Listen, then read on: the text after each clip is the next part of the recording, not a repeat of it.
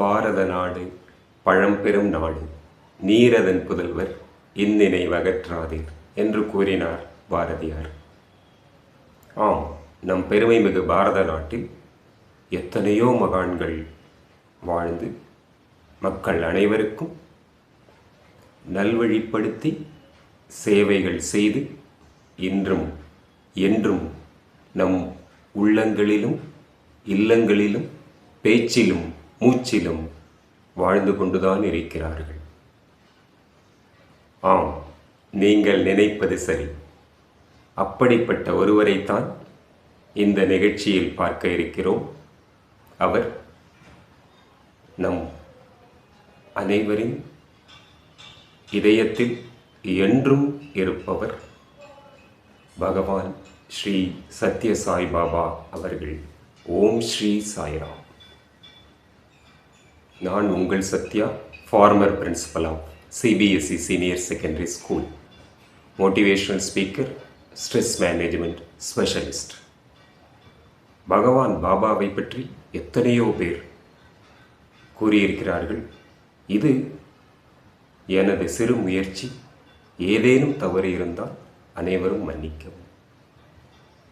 பகவான் என்று நாம் அவரை பற்றி நினைக்கும் பொழுதே எத்தனை பூரிப்பு, எத்தனை ஆனந்தம் நம் அனைவருக்கும் ஏற்படுகிறது. இந்த நிகழ்ச்சியில் எனது பார்வையில் சத்யா முதல் சத்ய சாய் பாபா வரை என்ற இந்த ஒரு தலைப்பு, டைட்டிலும் இதுவும் பகவான் கொடுத்த தலைப்பே ஆகும்.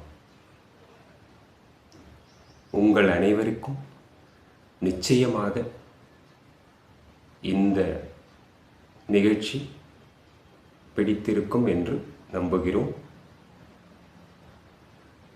இந்த நிகழ்ச்சியில் நாம் ஒவ்வொரு எபிசோடாக, சிறு சிறு எபிசோடாக செல்லவிருக்கிறோம். நீங்கள் உங்களுக்கு பிடித்திருந்தால்